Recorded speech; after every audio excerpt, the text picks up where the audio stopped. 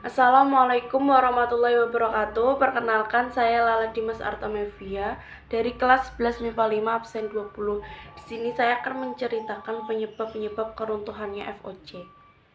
FOC itu mengalami puncak kejayaan pada abad ke-17 hingga abad ke-18. Penguasa dan kerajaan-kerajaan lokal di Nusantara berhasil dikuasai oleh FOC. Jalur perdagangan yang dikendalikan oleh FOC menyebar luas dari Amsterdam, Tanjung Harapan, India hingga ke Papua.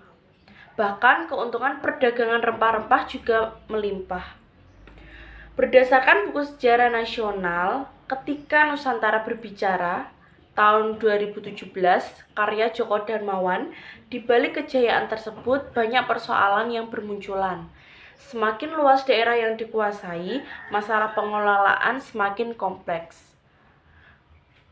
Sebagai pusat pemerintahan FOC, Batavia juga sering dibanjiri penduduk dari luar Batavia, sehingga sering menimbulkan masalah sosial. Contohnya, kas FOC merosot. Pada tahun 1749, Parlemen Belanda mengeluarkan undang-undang yang menetapkan bahwa Raja Willem IV harus sebagai penguasa tertinggi FOC, sehingga anggota pengurus yang sebelumnya dipilih oleh parlemen dan pemegang saham menjadi tanggung jawab raja sepenuhnya. Raja juga menjadi panglima tertinggi tentara FOC. Pengurus FOC mulai akrab dengan pemerintahan Belanda. Kepentingan pemegang saham menjadi terabaikan, sehingga pengurus tidak memikirkan untuk kemajuan usaha berdagangnya, justru berpikir untuk memperkaya diri sendiri. FOC sebagai kongsi dagang swasta juga mengalami kemerosotan. Bahkan pada tahun 1673 tidak mampu membayar dividen.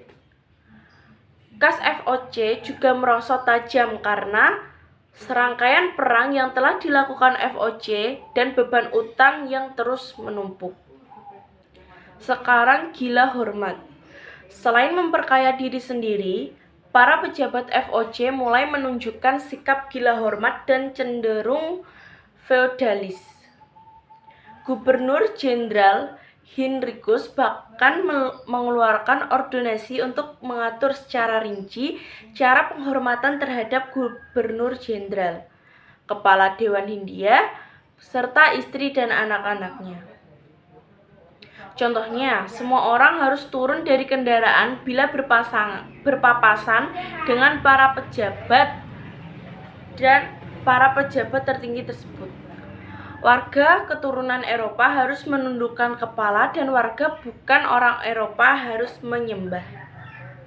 Bahkan, kendaraan kebesaran juga harus mewah dengan hiasan warna perak dan ditarik 6 ekor kuda.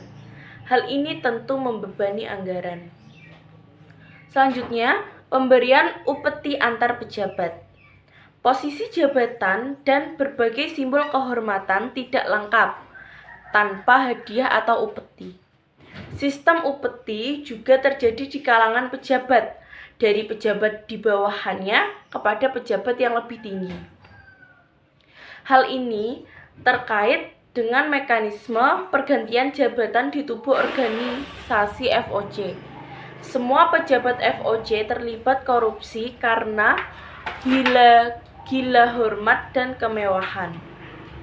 Beberapa pejabat FOC yang melakukan korupsi diantaranya Gubernur Jenderal Van de Hoorn yang menumpuk harta hingga 10 juta gulden ketika kembali ke Belanda, sementara gaji resminya hanya sekitar 700 gulden sebulan.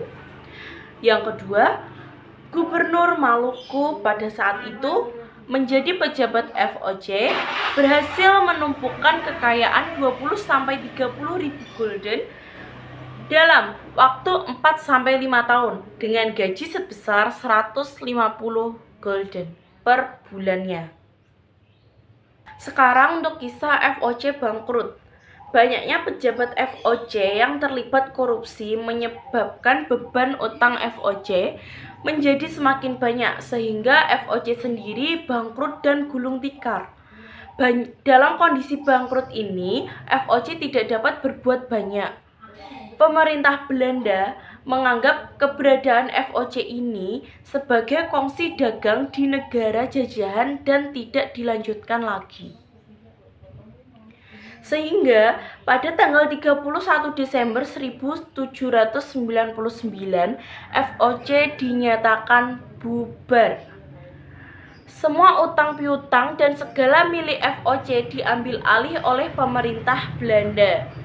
Gubernur Jenderal FOC terakhir, Van Overstraeten, masih bertanggung jawab tentang keadaan di Hindia Belanda dan bertugas mempertahankan Jawa dari serangan Inggris.